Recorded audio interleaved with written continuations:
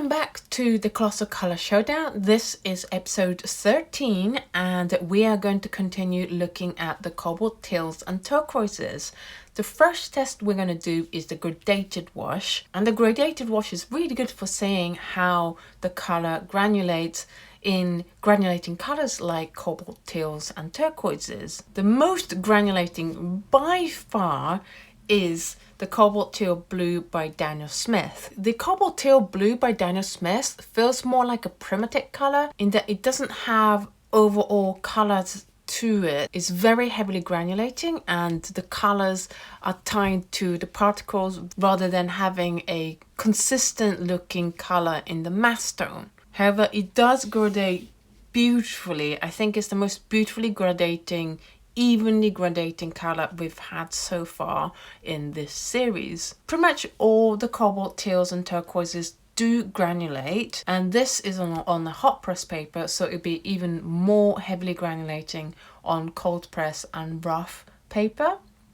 The least granulating of all is Quartz One. Quartz One, the pigment's very fine, and it is a huge difference, say, compared to the Daniel Smith's one. So if you are looking for a Cobalt Teal Blue, but you don't want a heavy granulation, then I do recommend Quartz One. And it is a lovely hue. I know colors are personal taste, but it is a really nice color. Let's now look at the salt test. And as always, the salt test have produced very different reactions. The least reactive colors of all are the Daniel Smith, the M. Graham, Mission Gold, Cass Arts and Core One. So if you do a lot of salt technique, then I would avoid these four plus that color. The most reactive of all, I would say, is the Holbein's one and Schmincke's one. They granulate really nice, as well as the Winsor Newton one is medium reacting. But if you like the color of the core, which I really do think it's a lovely color, but you want it to react to the salt, then I would go for the Winsor Newton one instead. But as I say, the most reactive ones are the Holbein and Schmincke's colors. I do have to also point out the Lucas's one created beautiful patterns. It's medium reacting. It's not as reactive as the Schmincke or the Holbein, but it is lovely pattern as well.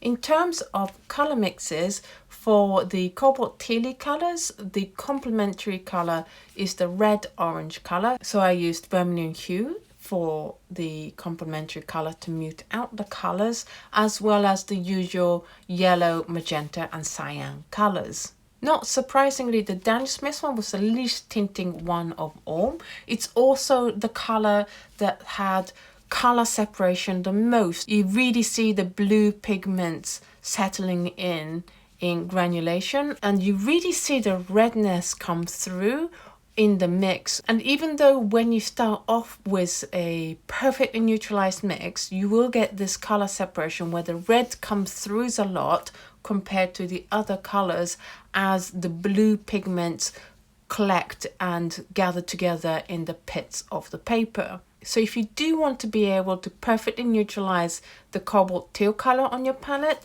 then maybe the Daniel Smith one is a little bit of a tricky choice to have. Whereas the Schmincke's one does neutralize the best out of the lot. It's very even, as well as the Quartz one, because these colors are less granulating than the other colors. Colors that suffer from the color separation are Holbein, Sennelier, Mission Gold and Cass Arts. And sometimes you do want that look. So if you do want more granulating and interesting neutrals that have a lot of textures, then I would recommend these four colors as well as Daniel Smith's one. It just depends on what you're looking for. And that texture does carry on all the other colors except for the blue, because it's a blue pigment anyway, so you don't see the difference as much.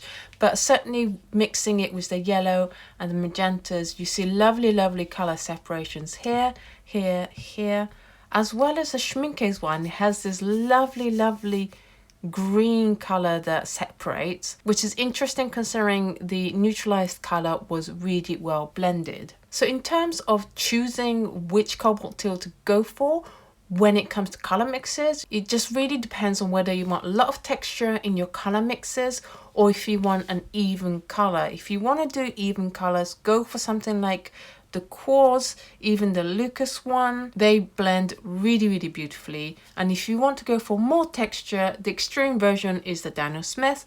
Otherwise, go for something like the Holbein, Sennelier, and Mission Gold. The other colors are somewhere in the middle. So which color would I go for? Well, hue wise, I really like the core. It's a lovely teal color. It's what I would think of when I think of teal color. However, for me personally, the cobalts in my mind should granulate quite heavily, and so for the quartz one to not granulate hardly at all is not what I'm personally looking for from a cobalt color. It might be that you want a non-granulating cobalt color, in which case the core is perfect. If you do love the color but a little bit strapped for cash, then go for the Winsor & Newton's one, because it does go down smoothly and it's very similar in hue, but it does have a little bit more granulation than the quartz one. I would say that the Daniel Smith one is a little bit too granulating for me. I want something